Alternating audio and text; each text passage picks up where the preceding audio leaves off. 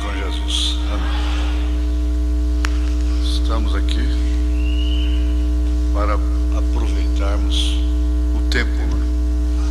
Vamos aproveitar o tempo, o nosso tempo. O tempo que Deus nos concede de aprendermos aquilo que realmente é verdade, edificante e concreto. Isto, nós vamos ler a Bíblia.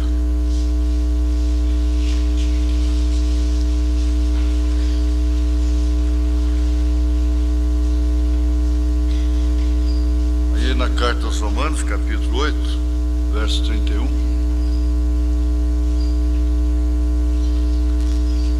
Nós temos cântico de vitória. Cântico de vitória, né?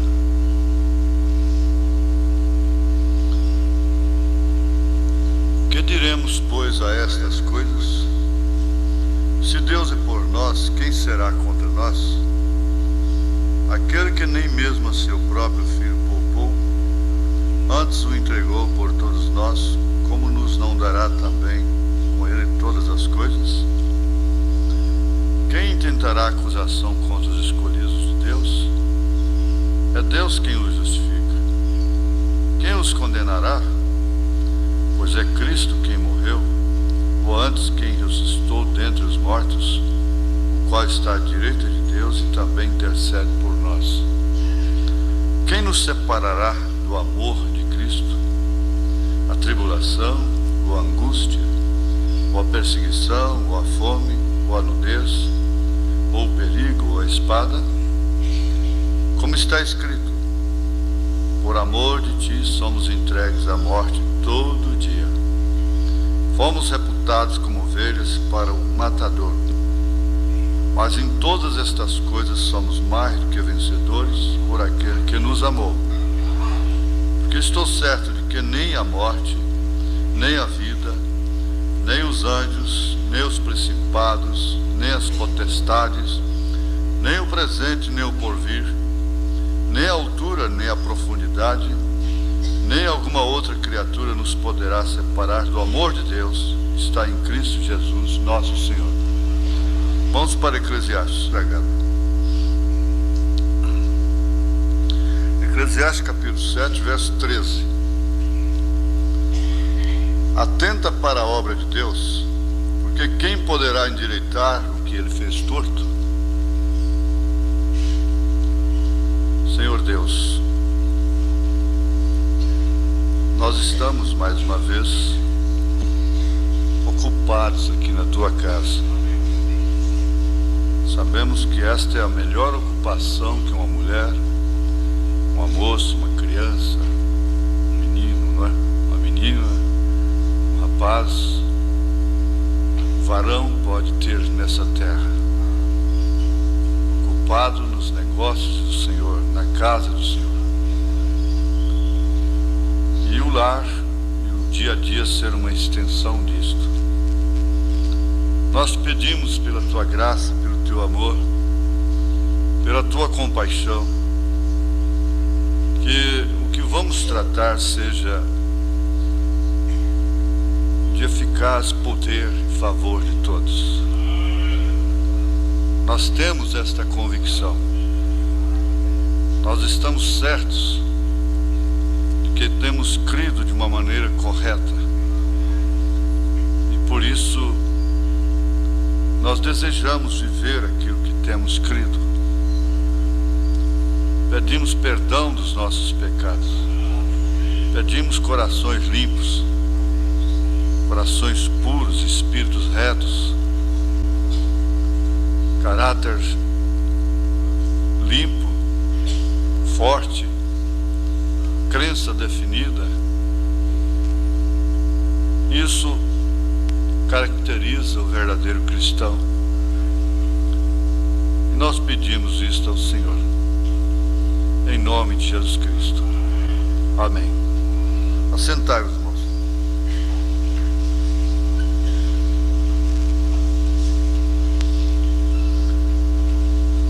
Pois bem, aqui nós temos a continuação disso que tem se tornado quase que um assunto um assunto nacional, né? Está indo por todas as partes já, por várias partes. Algumas perguntas encabeçarão o estudo de hoje. Como disse, às vezes você tem uma pergunta racional, que combina com o assunto, não é?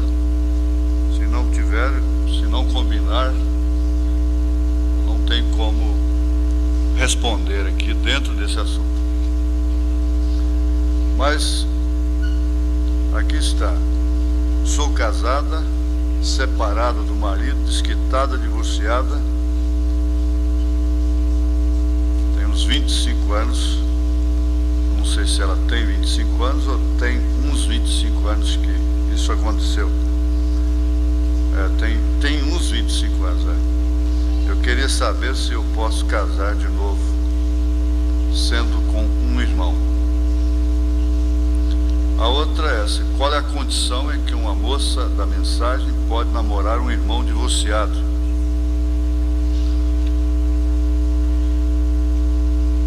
Bom, vamos procurar encaixar, desde que o assunto está plenamente relacionado a casamento.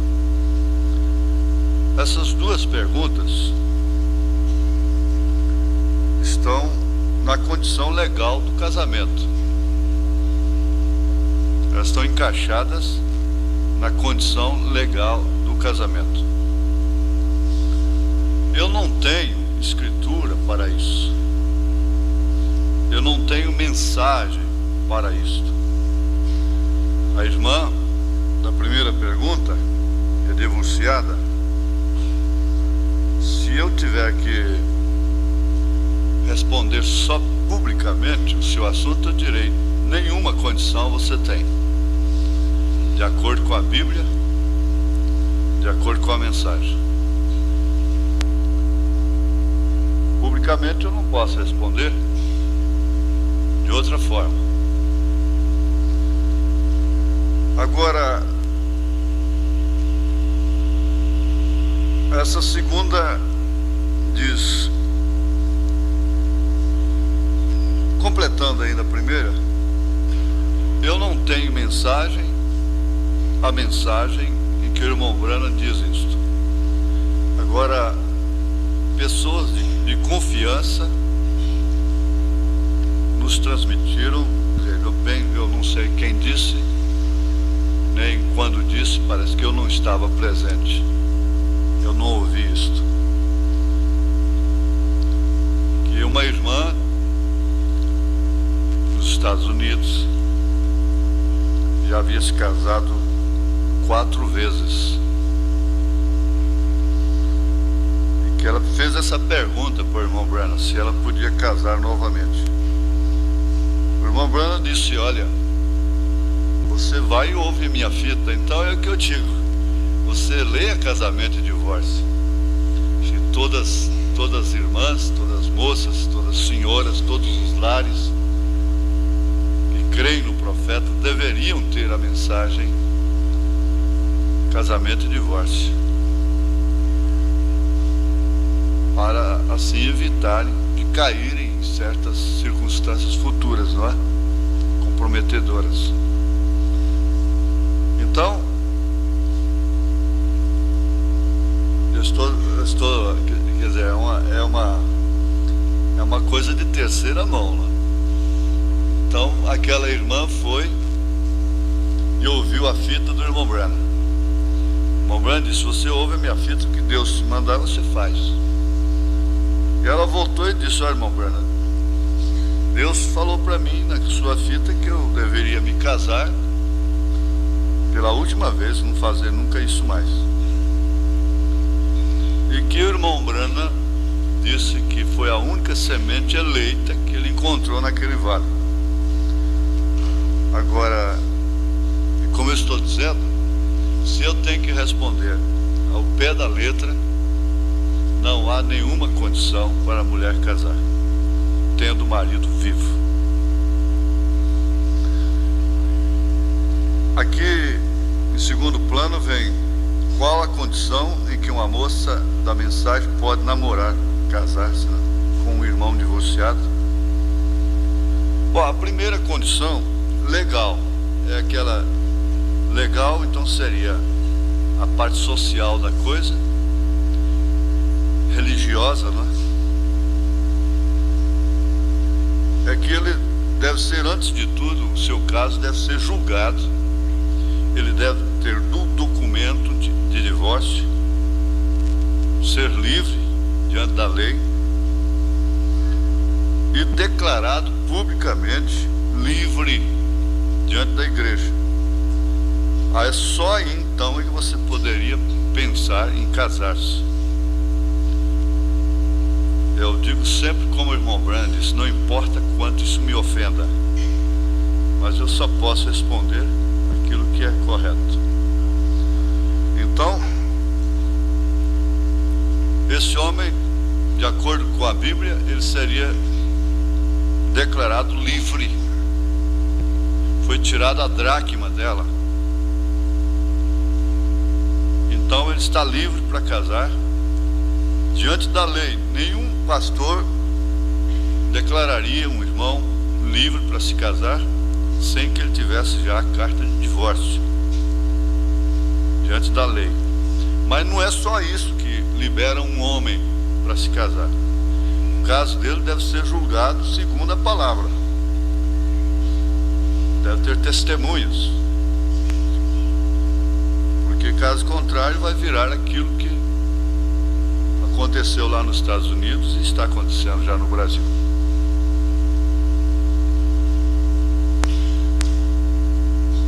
Agora, depois disso, então, segue-se as condições normais de um casamento.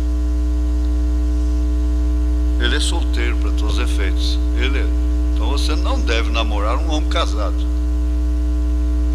Se ele não foi declarado livre publicamente, ele é casado. Você não deve namorar aquele homem, com pena de sofrer as consequências. Isso sempre foi ensinado aqui.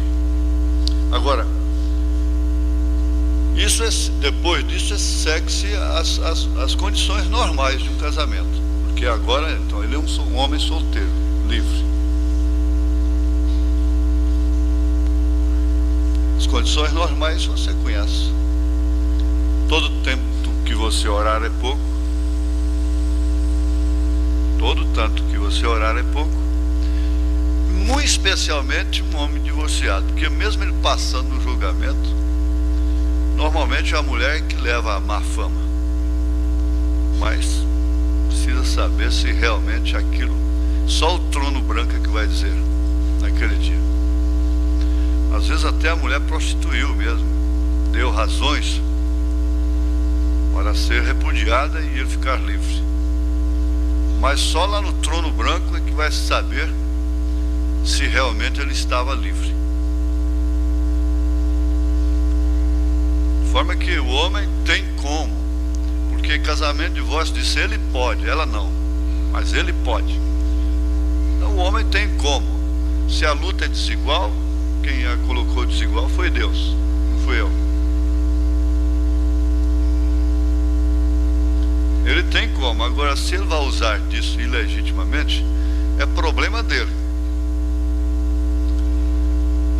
Eu posso ser condenado por 1 milhão de coisas, mas menos por ensinar errado. Deus vai me segurar até o fim. Vou responder por erros pessoais, mas por ensinar errado, tenho confiança no meu Deus que eu nunca vou responder. Então, nesse ponto aí, se vocês nunca devem tomar ninguém, por exemplo. Se a pergunta tenta alvejar alguém, então lembra daquilo que o irmão Branham disse: se Deus tirar a mão de misericórdia de mim, eu entrarei pelo mesmo caminho, talvez pior. Há muitas perguntas que são capciosas, que elas tentam alvejar pessoas dentro do rebanho, porque muitas pessoas conhecem, existe a possibilidade de haver isso, né? A pessoa fazer uma pergunta para servir para outra. Muitas delas com boa intenção, procurando ajudar, salvar a pessoa, por amor. Agora outras não, são perguntas capciosas. Eu creio que não existe isso no nosso meio. Quando é uma pergunta capciosa, a gente parece que percebe, não é? E dá a resposta que merece, ou então não responde. Então, depois desse fator aí, dessa condição indispensável, se você é minha filha, eu tenho que dizer isso para você. Eu daria esse conselho para minha filha: não se enrede com esse homem, por melhor que ele seja, antes que ele seja declarado livre. Porque assim é a Bíblia. Não importa as suas circunstâncias. Agora, depois disso, segue-se todas as condições e cuidados de um casamento normal. É o que nós estamos estudando. Porque você vai ter sempre, às vezes, casando na lei e na igreja, está sujeito a um casamento neurótico. Quanto mais um casamento que você vai enfrentar com uma consciência sem a devida estabilidade, sem o devido apoio. Porque se tem uma coisa que precisa de apoio aqui nessa terra, é a consciência. Desde que seja o apoio correto. Um apoio como você tem tido. Um apoio que você vê que não torce a Escritura. Não é, irmãos? Então a sua consciência deve descansar nisso. Passou disso, minha filha, meu filho, a responsabilidade é sua. Lá diante do trono não vai adiantar você acusá-la, nem ela te acusar. Todos são iguais diante de Deus. Agora, o estudo continua encampando, não é? Esse assunto nós vamos ter agora lucidez, não foi? Foi lucidez, não é? Nós fomos até a fidelidade já, não foi? Quem se lembra? Fidelidade? Estudamos fidelidade, não? Não? Ah, quem que está lúcido? Como é que é? Estudamos fidelidade ou não?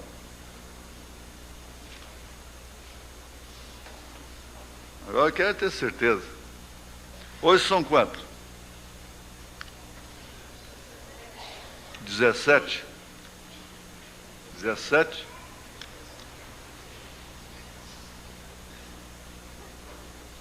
O último estudo parou que dia? Dia 3? Dia 3 está anotado. Dia 3/10/93. Então agora que nós vamos entrar na fidelidade. Ah, então tá bom. Aí tá certo. Ali o caderninho está anotado ali, ó. Dia 3/10/93, por quanto domingo passado eu não estava aqui. Fidelidade. A palavra em si já diz tudo, não é? Ela já diz, ela fala do voto, não é, que é feito aqui, aquele voto: ser fiel até que a morte se separe. Agora, o voto é sempre bem intencionado, na hora. Eu não acredito que ninguém tenha feito um voto aqui com segundas intenções. Naquele tempo que a gente tentava até salvar uma moça de um mau casamento, eu lembro de uma pessoa que nós tínhamos aqui, e eu atravessei, e outros incentivando, e eu via o que ia acontecer. Parece que aquele rapaz já casou pensando assim: vai ser o último dia que eu vou na igreja. E foi de fato. Assim que ele se casou, levou a irmãzinha, e até ontem não apareceu mais. Tem uns 12, 15 anos, não é? há pessoas que pode acontecer, mas eu não acredito assim que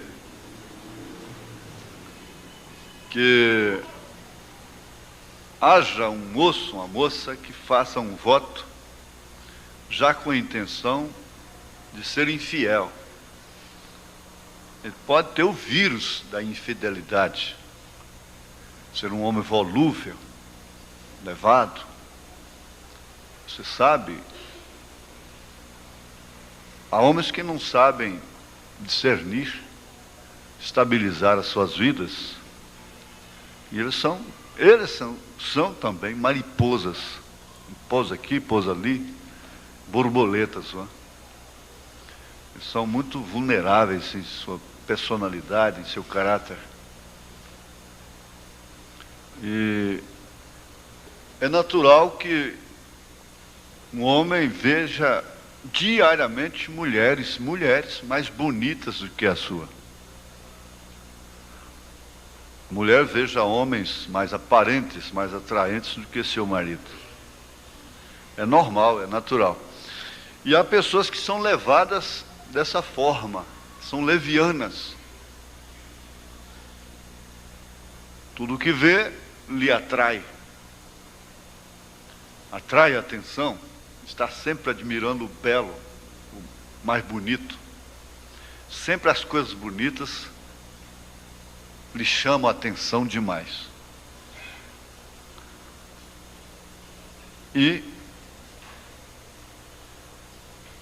talvez essas pessoas tenham o vírus da infidelidade, que é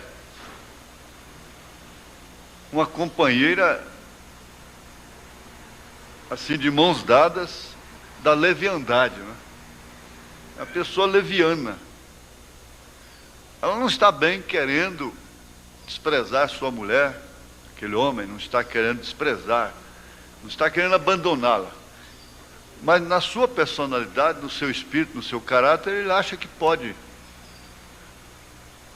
fazer tudo que aquilo não afeta o seu casamento. E vice-versa, também há mulheres assim, levianas, que são atraídas facilmente pelo mais vistoso, pelo mais atraente. Então, esse fator evidentemente se desprende dos dois primeiros. Quais foram os dois primeiros? Você que anota aí. Quais foram os dois primeiros? Vamos ver?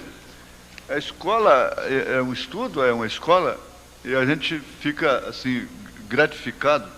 Eu comecei parece que precisar de água aqui no púlpito, mas acho que se deixar um pouquinho d'água para mim aqui agora vai ser bom. Eu não peço água lá na montanha, mas às vezes no púlpito eu tenho que pedir.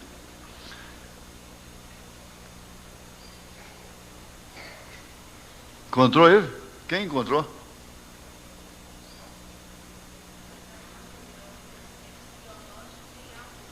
Atração entre o sexo, que é biológico, né?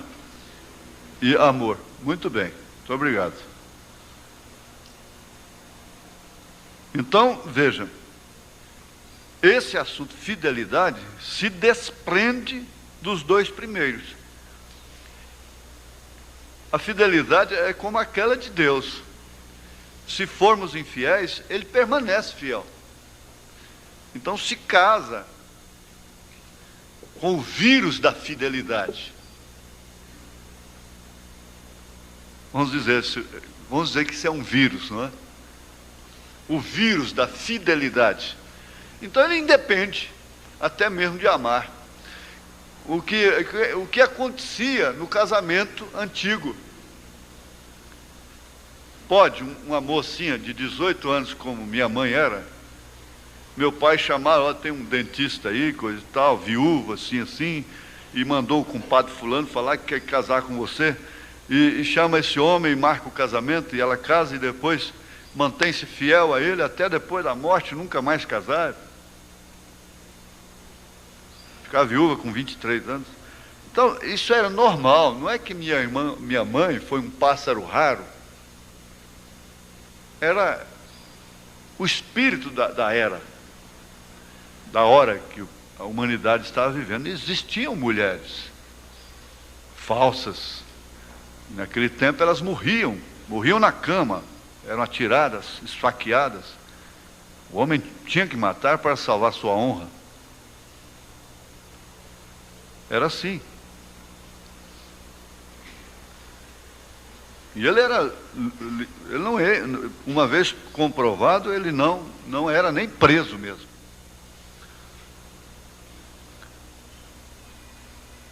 Isso explica muito facilmente. Aliás, vocês, senhoras aqui, entendem perfeitamente isso aí. Olha, quer saber? O meu casamento durou e vai durar. Eu serei fiel independentemente de quaisquer outras condições. Eu creio que essa é a formação que vocês têm. Porque motivos surgem demais, não é? E essa é a era dos motivos, é a condição do tempo, motivos, circunstâncias, razões. Então, a gente não pode passar por isso, assim, ligeiramente, por alto, correndo.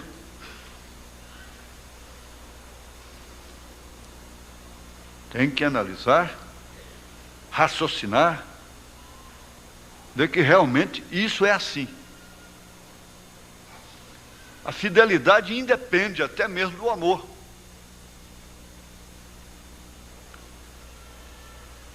Você não vai ter um casamento normal se casar-se sem amor, sem atração biológica. Você poderá ter até um casamento neurótico, controvertido. No íntimo você não é completa, não é completo, não é realizado. Mas vamos assim colocar isso entre parênteses.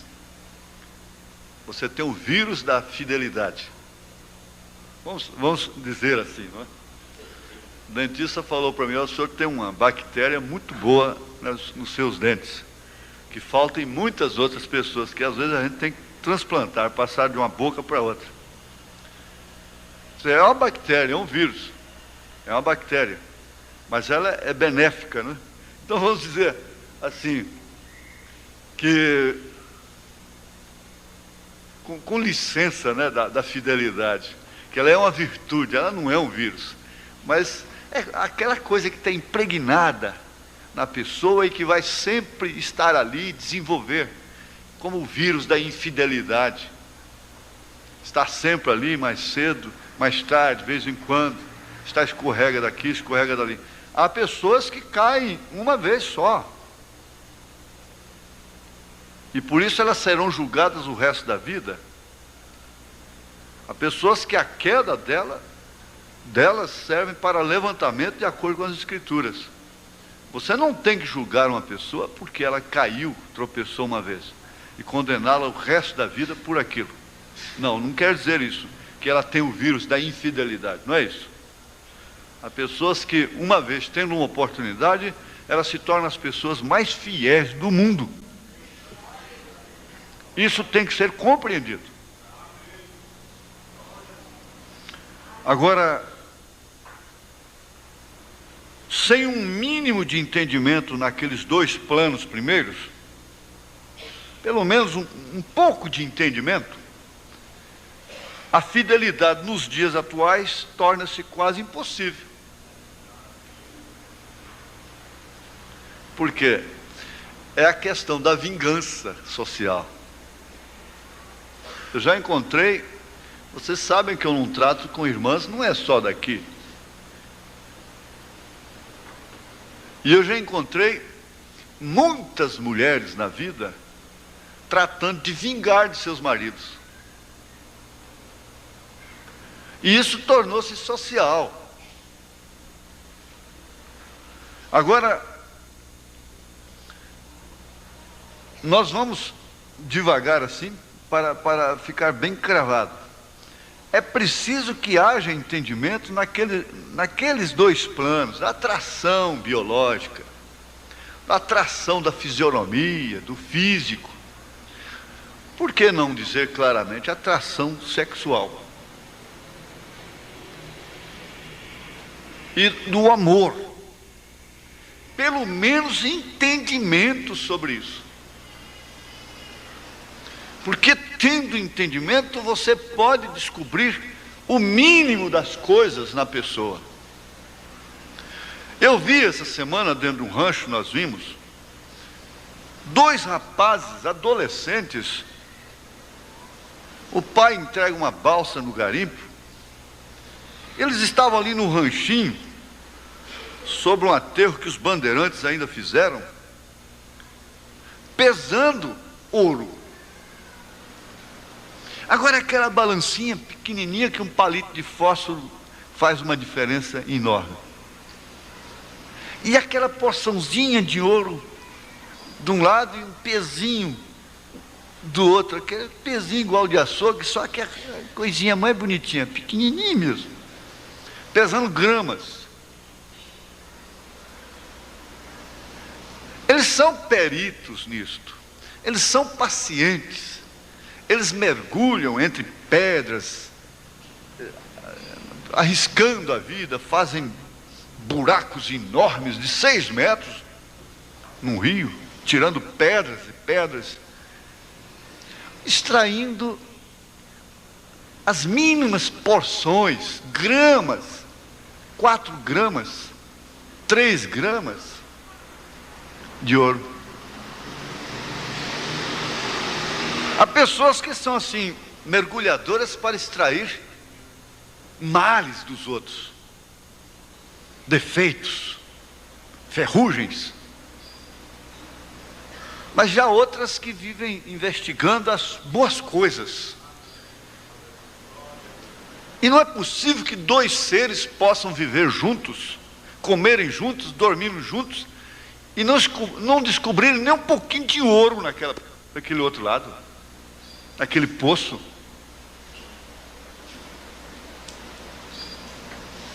O que é isso? E ali eles dão suas vidas. Eles não vêm para as cidades. E eles são fiéis na medida. E eles mergulham buscando graminhas de ouro.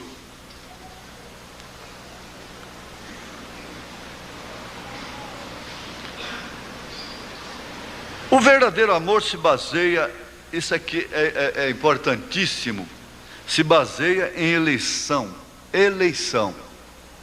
Eleição seletiva, individualizada, que torna a fidelidade possível. Então, aí vem um rapaz de Chicago, aquele moço muito rico, um homem público, olha, rico, solteiro, rico, mulher chove em cima dele, todo mundo quer casar com ele, pega até psicose. Você cumprimenta, está dizendo, olha, ele está para mim.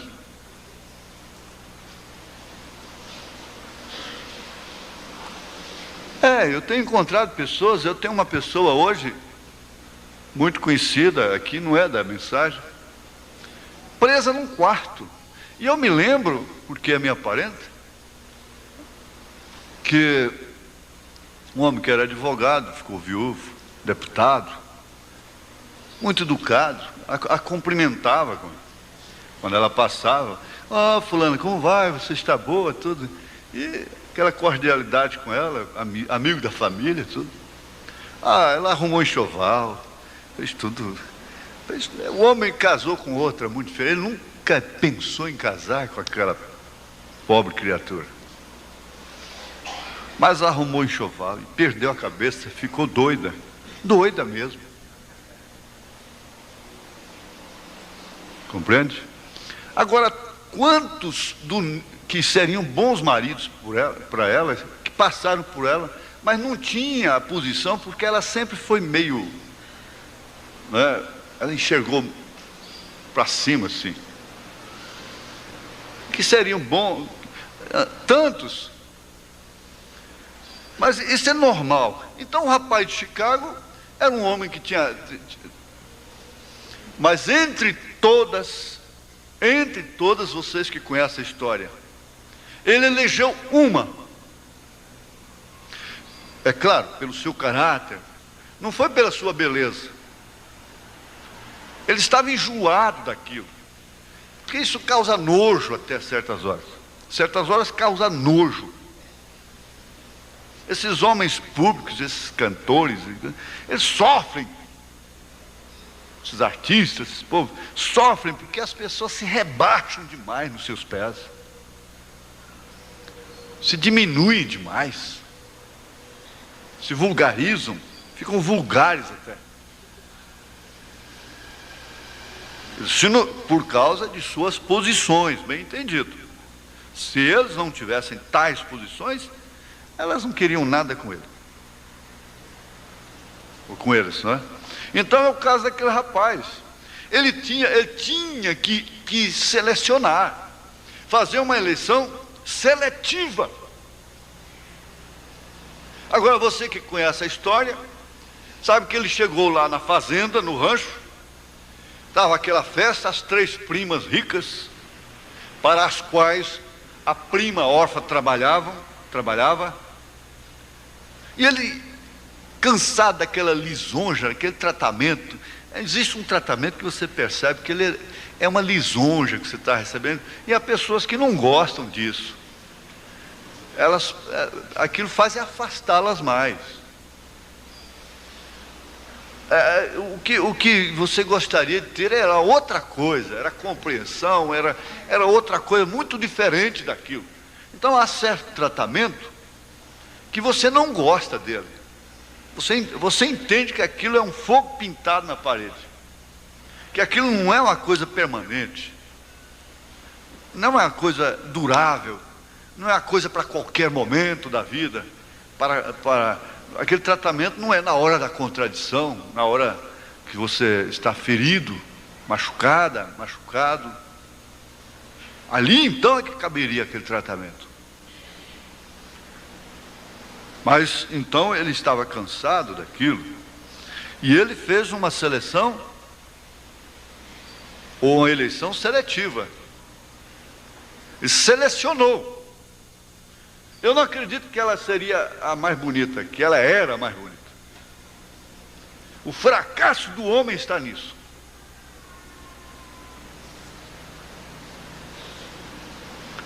Agora é claro, perfeitamente claro, que ele tem que ter uma atração por ela.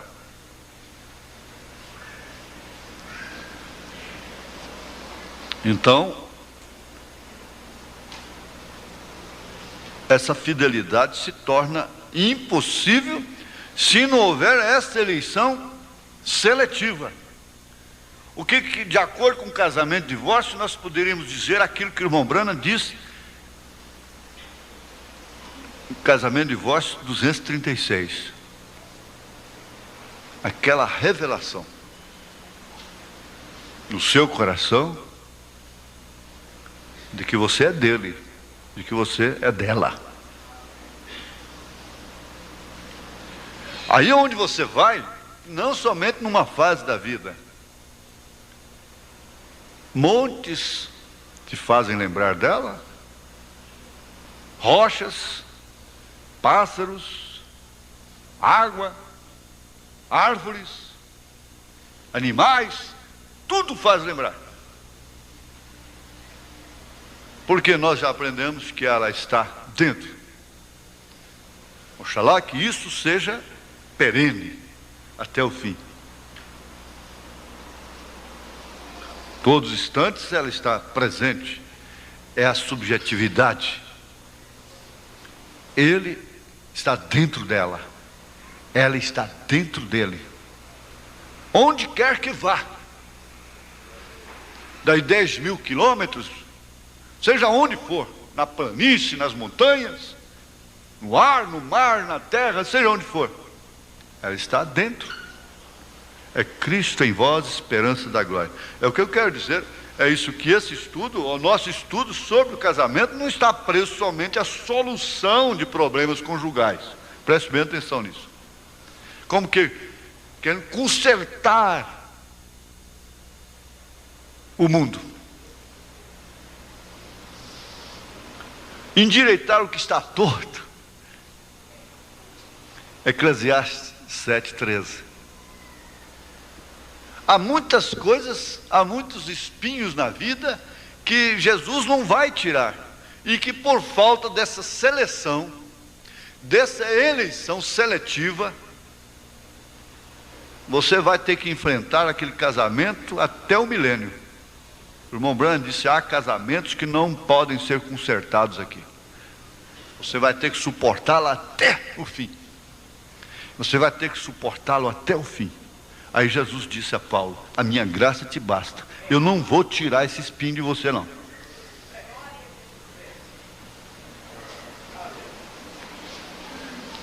Agora, nós estamos analisando fatos, realidades concretas da vida.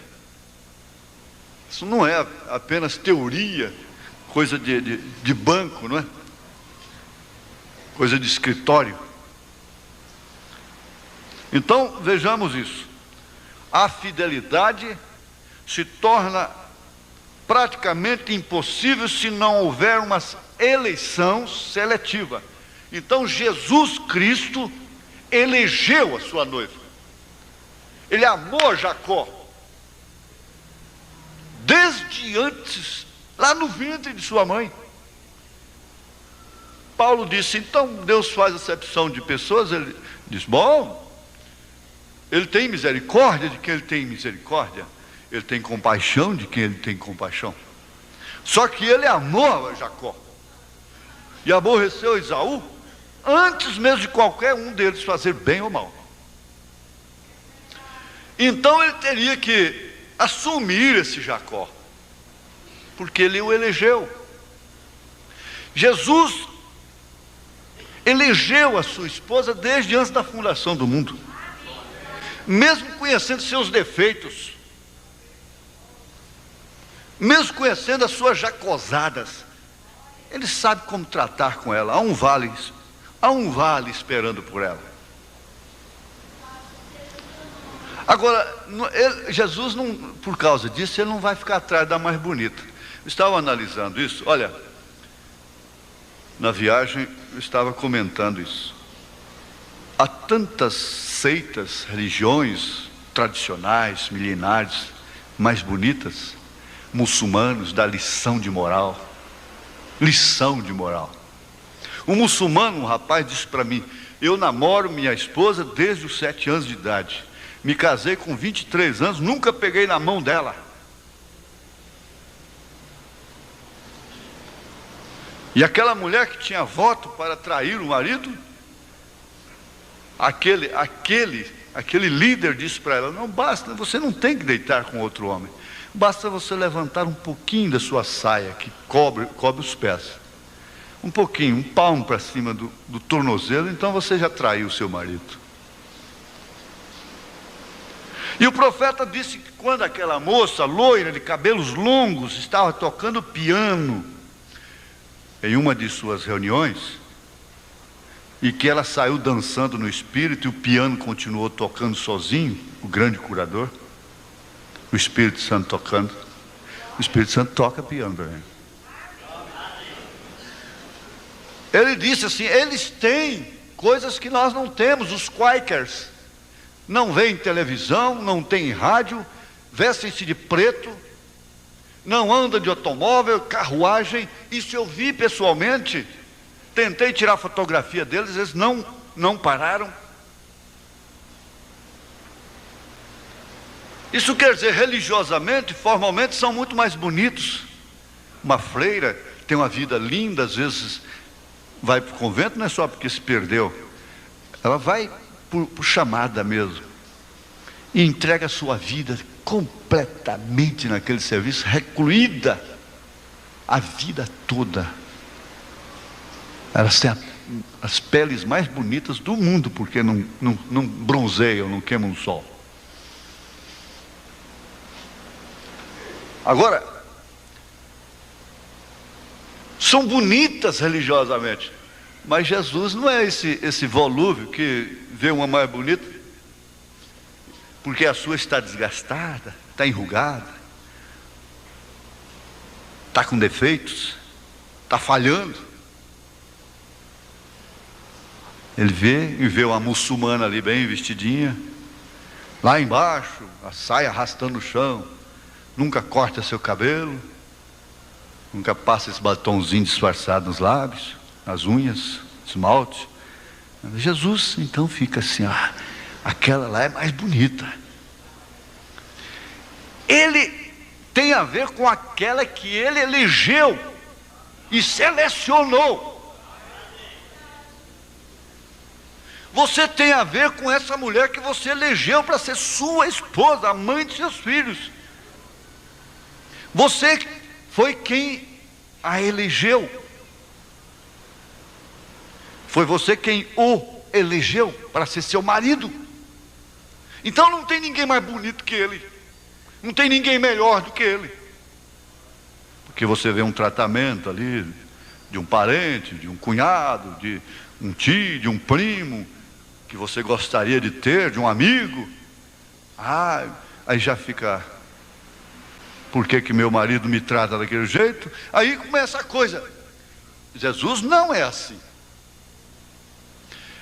O amor dele é seletivo. Ele selecionou para si pessoas perfeitas. Lá na grande ceia não foi mancos e aleijados, mas ele os elegeu. Agora você elege essa mulher. Mas eu pensei, pastor, que ela ia cuidar da minha roupa direitinho, ia pregar o botão quando arrancasse, ia manter minha roupa limpa, porque eu já tinha problemas. Eu tinha que lavar minha roupa quando chegava em casa. Passava a roupa, ficava toda amarrotada. Agora eu chego, está do mesmo jeito. O que vale esse casamento? Só aumentou a responsabilidade.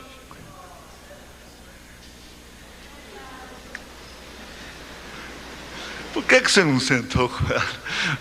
Eu disse, olha, minha filha, você sabe cozinhar? Você sabe afogar frango? Ô, pastor, a mulher vai cozinhar, o frango fica nadando dentro da piscina. Feijão fica igual o Veras fez ali no mato outro dia. Olha, a piscina com aqueles grãos nadando lá dentro. Bom, meu filho, você elegeu. Esse foi o tipo de mulher que você elegeu. Agora você quer casar e experimentar primeiro. Bom, se ela sabe pregar botão. Por isso, vocês deviam estar mais ocupadas, porque são fraçõezinhas, detalhezinhos, porque o homem pode até liberar. Mas lá no fundo dele tem um reclame, tem um clamor, que empregada não substitui, não. Ela pode fazer até melhor do que a mulher. Na comida, no fogão. Os homens sabem de que eu estou dizendo. Ela pode estar lá fora ganhando uma fortuna, e ele pode estar plenamente de acordo com aquilo, subjetivamente. Mas objetivamente, lá dentro, lá no Éden, do Éden para cá, há uma estrutura, uma constituição que reclama. É um fundo que clama. Portanto, se vocês pensassem mais nisto, vocês teriam mais possibilidade de serem felizes, mais felizes. Eu pelejo para ser mais, correr mais depressa, mas não tem jeito, né? Não tem jeito. Então, fixa nisso. Vocês que estão anotando, quando a gente perguntar, você vai responder logo, né? A fidelidade se torna impossível se não houver uma seleção, uma eleição seletiva, individualizada. Você, entre tantas, escolheu uma. Por eleição, você elegeu. O irmão Isaías elegeu essa menina. com a qual ele ficou noiva foram apresentados hoje. Entre vocês todas. E por muito tempo ela nem sonhou com isso. Ela não sabia. O porquê dos transtornos e possíveis dificuldades dela estar sentada aqui, como você está também. Você hoje também não está sabendo. Mas ela a elegeu, a selecionou, não querendo dizer que ela é a melhor de todas, que ela é a mais bonita de todas. Não é isso.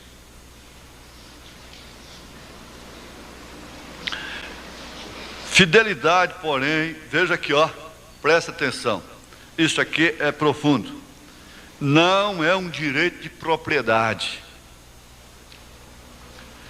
O grande engano está nisso aí, você pensar que o amor dá direitos, entre aspas, direitos de propriedade sobre o outro. Ora, isso é simplesmente funesto para o casamento. Isso acaba com o casamento. A mulher não pode encarar, sem cair no extremo da sua emancipação mundana lá de fora, sem cair, mas encarar o casamento como se ela fosse sempre uma parte prejudicada, a única que tem a perder, e por isso ele tem que pagar. Isso é uma cobradora eterna do marido. Amor cobrado não presta. Amor cobrado, carinho cobrado, atenção cobrada, cuidados cobrados, ele tem em si a responsabilidade de cuidar dela. É o sentimento de responsabilidade, está nele.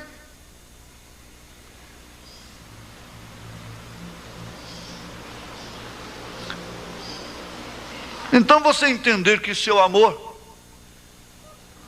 é um direito de propriedade. Gente, olha, um marido que a mulher tem que ficar pegando o colarinho dele, onde vai tem que ficar com os olhos em cima. Que casamento é esse, meu Deus? Uma mulher que vai cuspir ali fora, o marido já... O que você foi fazer lá na janela?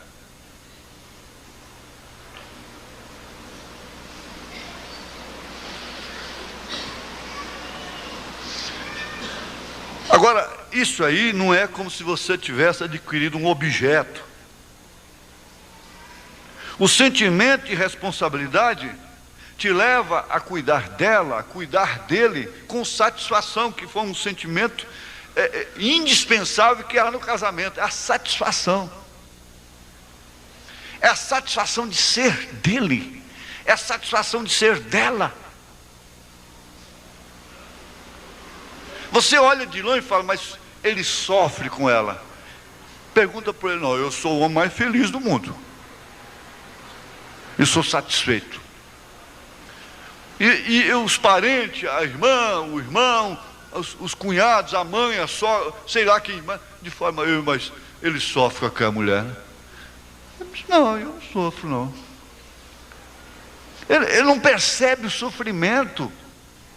Aquela coisinha ranzina, ciumenta, preguiçosa. Dá 8 horas da manhã, 10 horas, ainda está com remela nos olhos. Ele gosta dela. Ele tem satisfação com ela.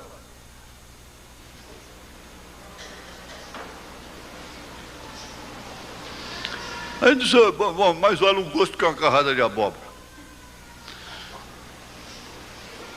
Agora nós vamos ver aqui a base, ou bases, para motivações para a fidelidade.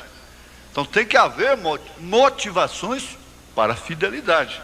Aquela Brand diz assim, que aquela irmã, aquela moça casou-se com um rapaz que era novo convertido, ele tinha apenas 2 anos. Você chega um rapaz que você não espera nele ser batizado ainda, né? Mas ele tinha 2 anos apenas, de convertido. Então era novo convertido. Ela disse: olha, eu sei que você veio de uma vida pecaminosa lá de fora, coisa e tal. Se acontecer alguma coisa com você, se você cair por aí, não se vá de mim. Eu estou pronta para te perdoar e te ajudar nas maiores dificuldades. E franqueou para ele, como diz: olha, eu casei com você sabendo. O profeta disse que ele diz assim: como que eu vou fazer um mal contra uma mulher dessa, que fira uma confiança, um sentimento desse? Ele não teve coragem, nunca. Por quê? Ela motivou a fidelidade. Mas eu vou dizer para vocês, irmãos, as mulheres curiosas, inquiridoras, não vão muito longe não. Cuidado, tome cuidado. Não vão muito longe em seus casamentos. Aqui, ó, bases de motivações para a fidelidade. Impregnação. É uma espécie de condicionamento psíquico procedente do companheiro, que faz com que somente estímulos visuais, auditivos, táteis, o que você pode pegar? E odoríficos, cheiros, procedentes do companheiro ou da companheira, de eleição, bem entendido, companheiro, companheira de eleição. Olha, isso aqui é simplesmente maravilhoso, gente. Isso põe a gente religioso. Um casal que se elegeu entre si, rebenta o que rebentar, eles vão chegar lá no fim juntos. É Cristo e a igreja. O que tiver de consertar, ele vai consertar. Mas tem que chegar lá no fim com ele. Porque ele a elegeu. Ele a elegeu.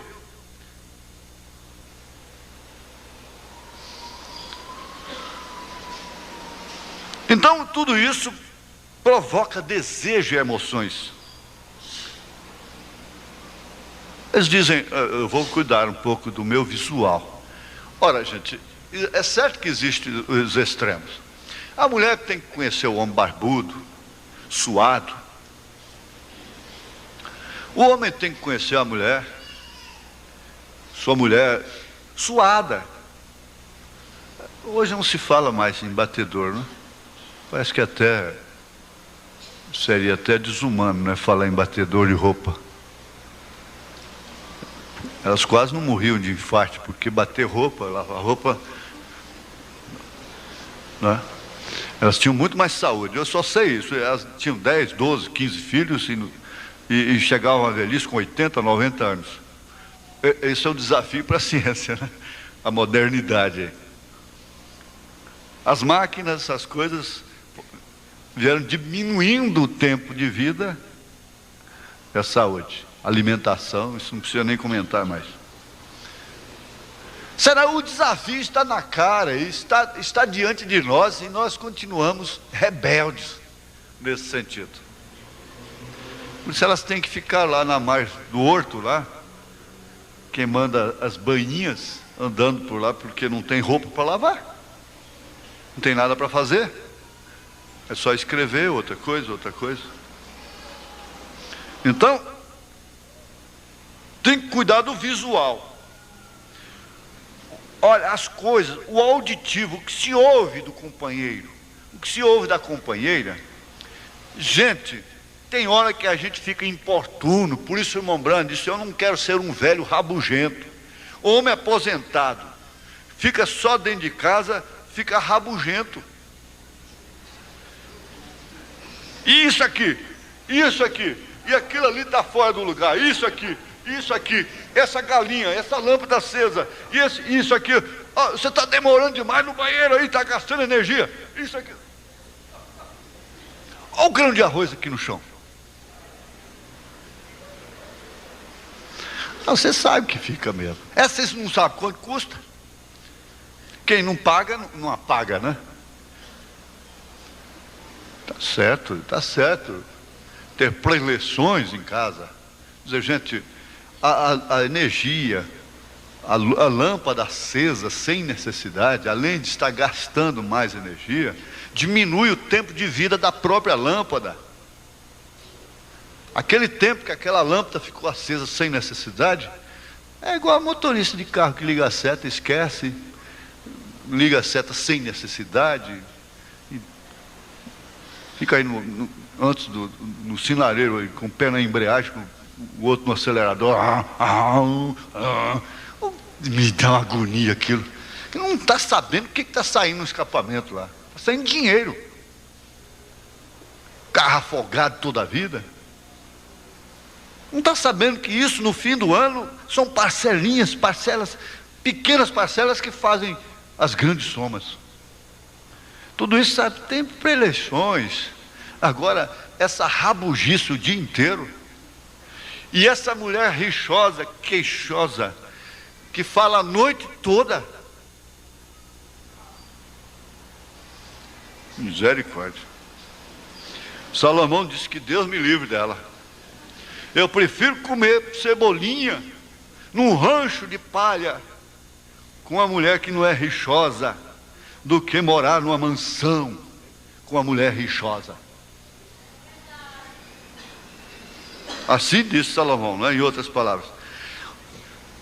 Essas coisas, o próprio cheiro, até que eu vou deixar isso, vamos deixar, do companheiro, da companheira de eleição, provocam desejos e emoções, ou seja, reações amorosas.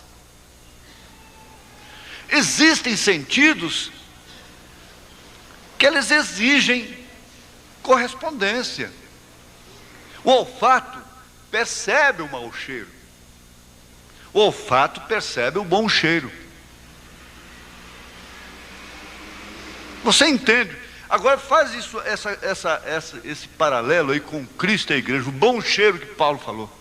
Deus gosta do bom cheiro.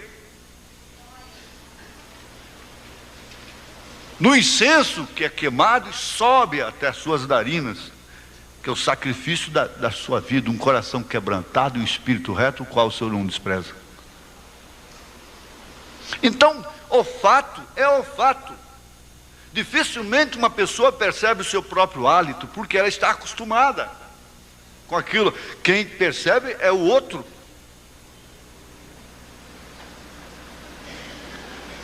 E os descuidos em vários aspectos da vida tiram, quer dizer, não acabam com o casamento, mas tiram desejos e emoções e neutralizam reações amorosas, de acordo com cada etapa da vida.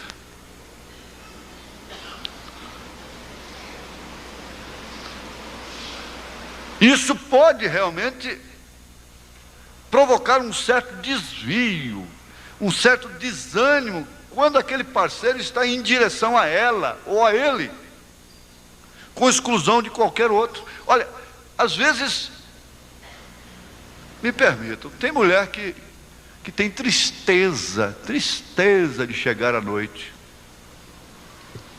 Chega o caso, sim. Tem trauma.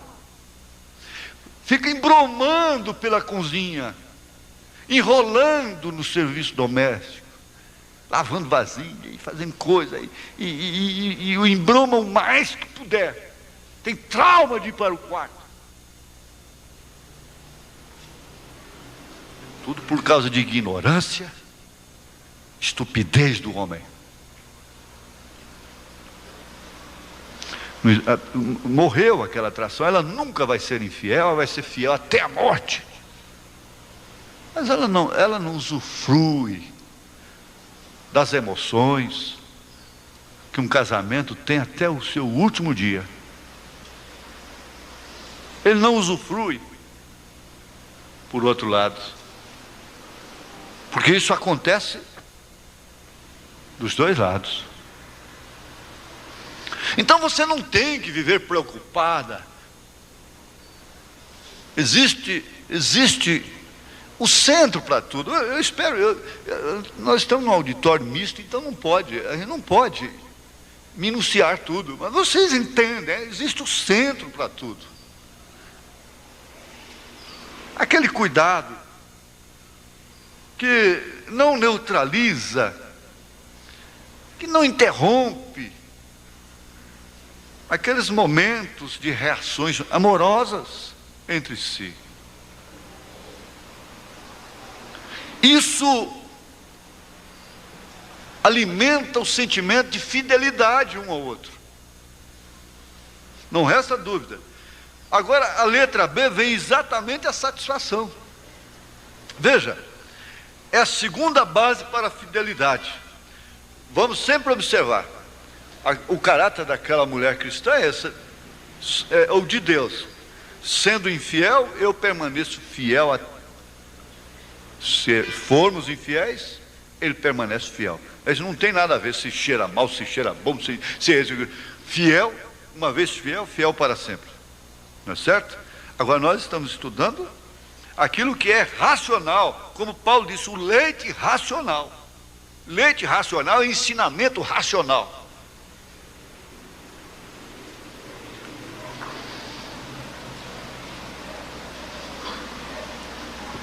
Então, a satisfação é a segunda base para a fidelidade. Deve ser compreendida como uma necessidade ampla. Ampla. Ajustamento normal no casamento passa pela compreensão dos diversos significados que se tem da satisfação, ligada ou não à necessidade imediata do prazer, independentemente do prazer sexual. Há uma satisfação de viver e conviver com determinadas pessoas, amigos. O profeta chegou a dizer, dá dor no coração na hora de separar, de sair de determinados ambientes, lugares. A gente viaja, sai com o coração olhando para trás. Entende? Então isso independe às vezes até do prazer.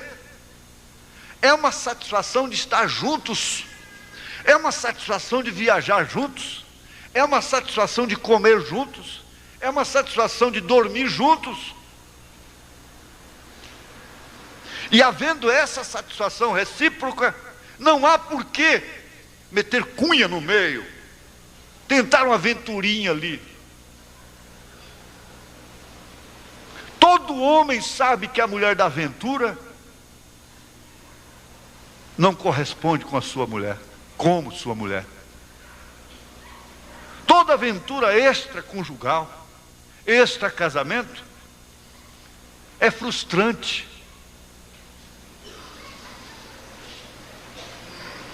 Então não lhe interessa isso. É preciso que isso seja um culto racional, realmente, como disse Paulo. Não há nenhuma pessoa melhor no mundo para ele, que lhe causa mais satisfação do que a sua esposa, do que seu marido. Às vezes eu tenho encontrado irmãs que são inconsoláveis, por mais que você dê para elas de Bíblia, de mensagem, porque elas não podem de maneira alguma aceitar o rompimento da parte dele no casamento. Ora, se elas aceitassem passivamente, sem nenhuma reação, sem nenhum trauma, sem nenhum choro, sem nenhum desespero, teria alguma coisa errada com elas. Por isso que essa mulher está lutando, meu irmão. É por quê? Porque ela é fiel, ela ama, ela tem satisfação com você. Não tem um homem que tenha aventura extraconjugal, que tenha paz no espírito, que tenha satisfação no espírito. Ele está satisfeito. Não tem. Agora, isso não precisa nem fazer menção da mulher, é claro.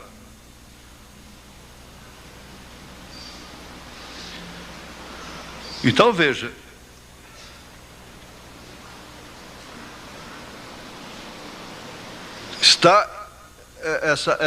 essa satisfação, ela está, vamos dizer, ela é independente até da necessidade imediata do prazer. Porque, olha, é um pouquinho só de experiência, casais novos, principalmente, maridos. A necessidade do prazer, eles encaram como uma emergência tão grande, que sacrificam a satisfação depois. Não vai morrer se deixar para amanhã. Não vai acabar se só pode a semana que entra. O importante é não sacrificar a satisfação da vida com ela. A satisfação da vida com ele. Paulo disse em 1 Coríntios 7, que isso deve ser analisado mutuamente e perder uma certa vergonha de dialogar determinados assuntos íntimos. Vai dialogar com companheiras, que por sua vez já vai contar para outras.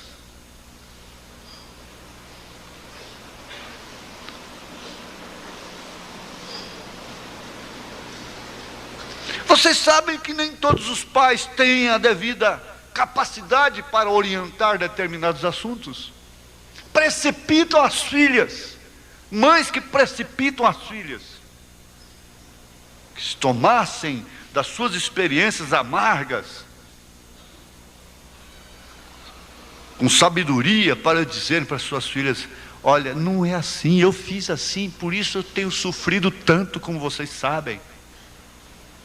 Não é assim, não é por aí, que é o termo que se usa muito hoje. Não é por aí, é por aqui, minha filha.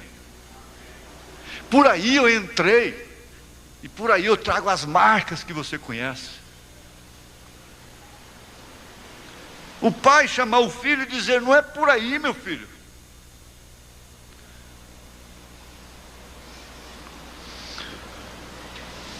Então você entende, o atendimento do prazer não pode ser confundido com a satisfação do viver. Eu entendo bem, eu entendo, agora que é a hora do bem, é a hora que o bem soa melhor no ouvido dela, é a hora que o amor, meu amor, soa melhor no ouvido dela. Eu entendo.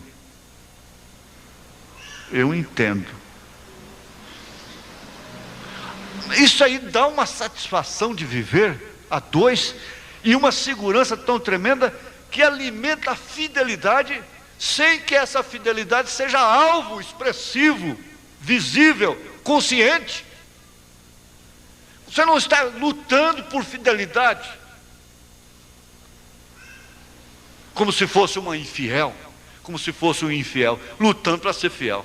Não, não há esse tipo de luta, gente. Não pode haver esse tipo de luta. Paulo sempre relacionou isso com a igreja e Cristo. Cristo e a igreja. A reverência, olha, o temor, a reverência, o respeito, se torna uma parte do caráter dela. Muitos homens são culpados de não serem reverenciados por elas.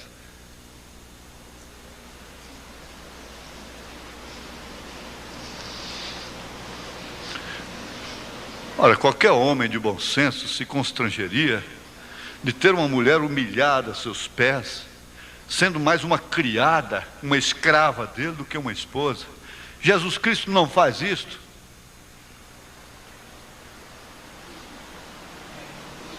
Ele se sentiria constrangido. Por isso você encontra um William Branham de avental, ajudando a esposa a lavar as vasilhas. Ora, uma casa dessa só podia ter satisfação, ou era só na cama.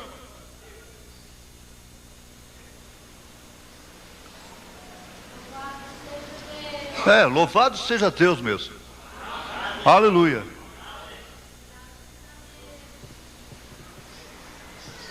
Esse sentimento de satisfação não está preso ao prazer. Eu tenho que falar entre linhas, ao prazer. Gente, comumente, Veja, até entre amigos, entre irmãos, é natural que nós entremos até em conflito, esquentemos a cabeça um do outro, mas quando você vê, quando cai aquele sentimento de compreensão, que atmosfera gostosa acontece ali naquela hora. Aí cai um sentimento de satisfação um com o outro. Você precisa estar satisfeito com Cristo. Por que a igreja estava satisfeita dentro da arena? Com leões, bocarras abertas, rugindo. E ela satisfeita com Cristo. Você não pode entender por que uma mulher sofre. E quantas delas dizem: aquele tempo que eu não tinha sofás, não tinha um som bonito dentro de casa, não tinha uma casa boa, era um barraquinho, e tinha uns banquinhos, e uma prateleirinha, e um potinho d'água ali. Que tempo bom antes dele prosperar. Que tempo tão feliz. Eu era feliz e não sabia. Tinha satisfação. Era uma luta compartilhada, era de mãos dadas. Mas ele cresceu. Chegou o telefone, chegou o carro. Chegando o carro, telefone e outros meios, então chegaram as possibilidades das aventuras. Facilitou muito mais as coisas. E a satisfação do velho casebre se foi.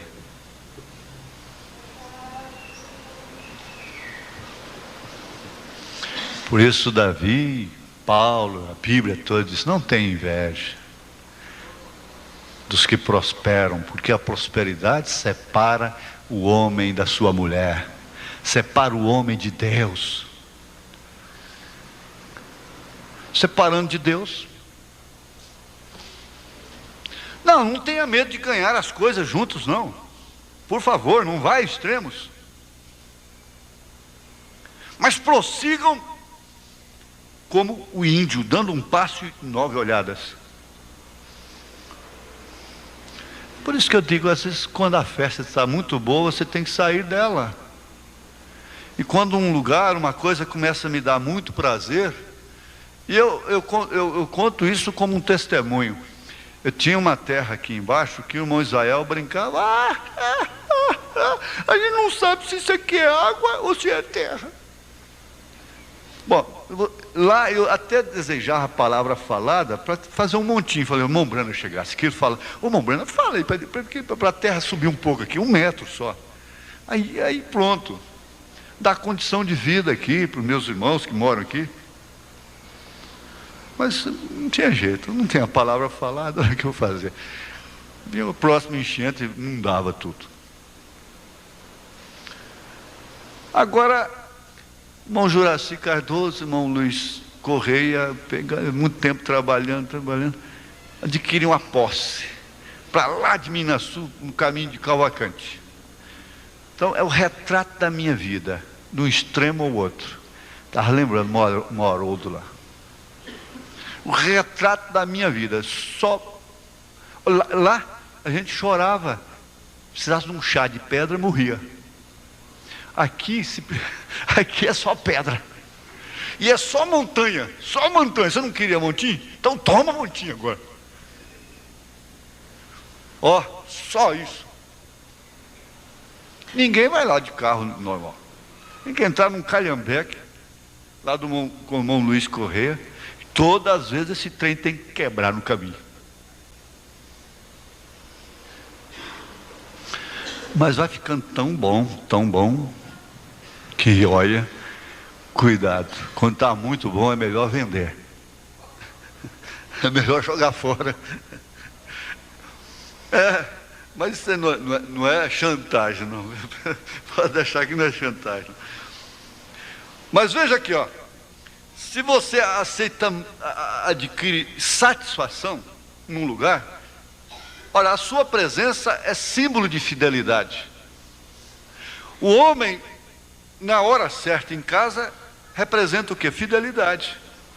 Ele viaja, tem o costume de viajar, chega naquela hora. Ele começou a atrasar e dar muita explicação e coisa e tal, daqui a pouco, você já, o que está acontecendo? Quer dizer, ele na igreja é fidelidade com Deus. Ele começou a falhar nos cultos. O que está acontecendo? Você entende? A sua presença significa fidelidade. Não quer dizer que a sua ausência queira dizer infidelidade. Porque ele tem que se ausentar fisicamente. E mesmo a ausência dela. Mas veja, se alcançou uma satisfação em nível mais amplo, com o companheiro ou com a companheira conjugal, se a relação é gratificante, não haverá nenhuma razão para se buscar outro parceiro, outra parceira, fora do matrimônio. Uma vez que o casamento, agora para nós, uma vez que o casamento, segundo São Paulo, em 1 Coríntios capítulo 7, por causa da prostituição, cada homem deve ter a sua mulher, e a mulher precisa tratar, a mulher precisa se conservar, porque ela foi dada para livrá-lo da incontinência. Precisa se cuidar. Eu já pus irmãs à disposição da assistência médica nossa. Se você vai tratar, vai cuidar disso. E se não quer tratar, então tem alguma coisa errada com seu espírito. E você poderá ser repudiada pelo seu marido, de acordo com o casamento e divórcio. Pelo menos a razão não existe, porque você pode se sentar no banquinho da sua consciência e conversar com ele, mesmo na ausência dele, dizer assim: fulano, eu faltei com você, mesmo dentro do âmbito normal da vida conjugal. Eu estou infringindo 1 Coríntios 7, a Bíblia Sagrada aqui. Eu infringi? Eu não fiz tudo? Essa é a parte da razão. Esse é o racional. Ora, irmãos, por isso é que Deus não gosta de nada por força nem por violência. Deus não gosta. E se Ele não gosta, o homem também não gosta. Ele pode usar disso, ele pode fazer da esposa uma escravinha dele. Mas aquilo que vem, aquela parte dele que vem de Deus, não gosta daquilo. Ele está em choque com o seu próprio princípio. Não tem jeito. Olha, nós temos que parar, já excedeu o tempo. E não vai dar para terminar nem mesmo o sentimento da satisfação, a menos que eu corra aqui, né? Então aí nós temos 1 Coríntios 7.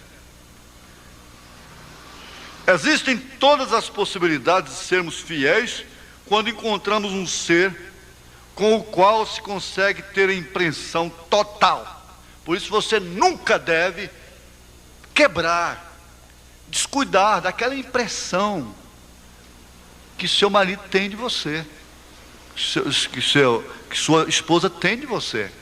Você precisa cuidar disso.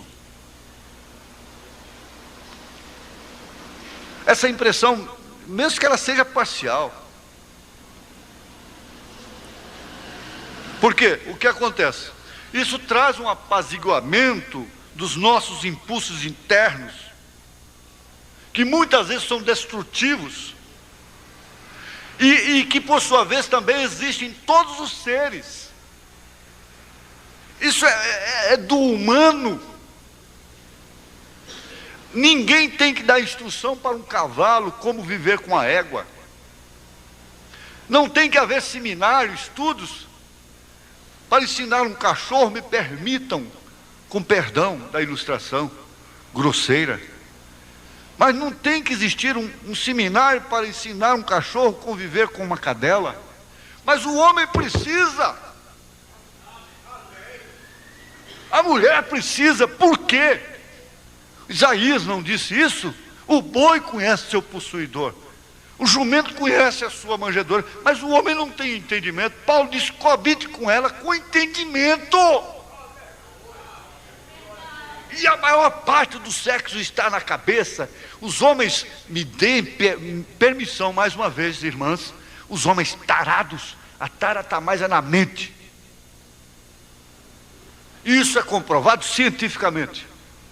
Por isso ele é responsável pelos seus excessos. É mente.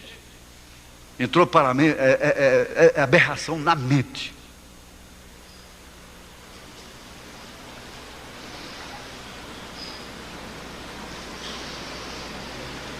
No casamento conjugal compartilhado, veja, o outro quer dizer, auxilia a apaziguar nossas inquietações e tensões e complementa nossas deficiências. Complementa, não dá para minuciar, mas complementa. Ela não é aquela fingida, mas ela sabe como ajudá-lo. Ele não é aquele mecânico da coisa, mas ele sabe como complementar, como ajudá-la. Ele sente mais prazer em vê-la ter prazer do que ele mesmo ter prazer. Então ela deixou de ser uma máquina. E tudo isso provoca